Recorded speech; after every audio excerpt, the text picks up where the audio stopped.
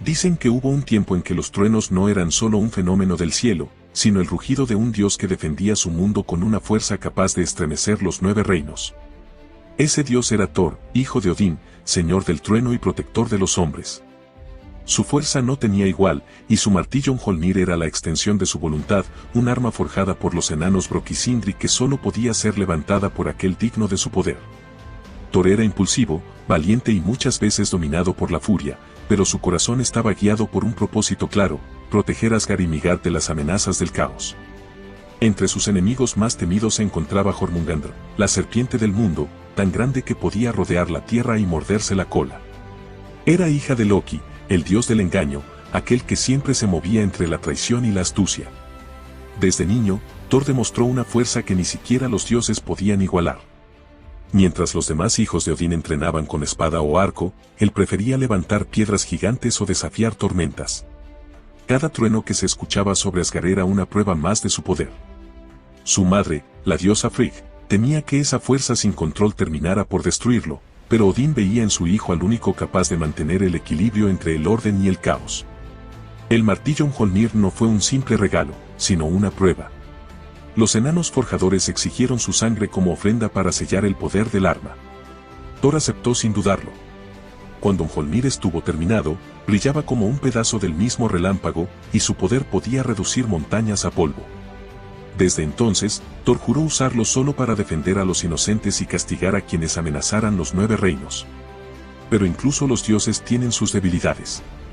Thor era fuerte, sí, pero también impulsivo. Su temperamento lo llevaba a actuar antes de pensar, y más de una vez su furia desató consecuencias que ni él podía controlar. Aún así, los mortales lo veneraban porque en él veían algo más que un dios, veían a un guerrero que peleaba por su gente, que se ensuciaba las manos, que no observaba desde el trono, sino que descendía al campo de batalla. La rivalidad entre Thor y Loki se volvió una historia sin final. Loki, con su ingenio, no soportaba ver cómo su hermano era amado por todos. Sus engaños se volvían cada vez más audaces, buscando probar que la mente podía vencer al músculo. Un día, lo retó a viajar a Jotunheim, el reino de los gigantes de escarcha, para demostrar su verdadera fuerza. Allí fueron recibidos por el gigante Utgard a Loki, quien los desafió a una serie de pruebas imposibles. Thor debía vaciar una copa de vino que jamás parecía agotarse, debía levantar a un gato que, en realidad, era la serpiente del mundo disfrazada, y debía vencer a una anciana en combate. Perdió en cada intento, pero lo que no sabía era que había sido engañado.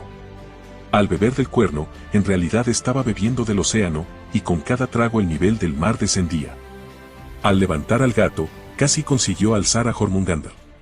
Y la anciana que lo venció era la vejez misma, a la que ningún ser puede derrotar. Los gigantes comprendieron entonces que aquel dios no era un simple guerrero, sino una fuerza de la naturaleza, y temieron que si su ira se desataba, su reino sería reducido a cenizas. Thor regresó a Asgard humillado, pero con una lección que ni su padre pudo enseñarle: no siempre la victoria es visible, y no todo lo que parece derrota lo es en verdad. Con el tiempo, las profecías comenzaron a hablar del fin. Del día en que el cielo se partiría y los dioses caerían uno a uno. Ese día sería el Ragnarok, y Thor sabía cuál sería su destino: enfrentar a la serpiente del mundo. No huiría, no se escondería, porque su vida siempre había sido eso, una lucha contra lo imposible. Cuando llegó la batalla final, los cielos ardieron y el trueno rugió como nunca.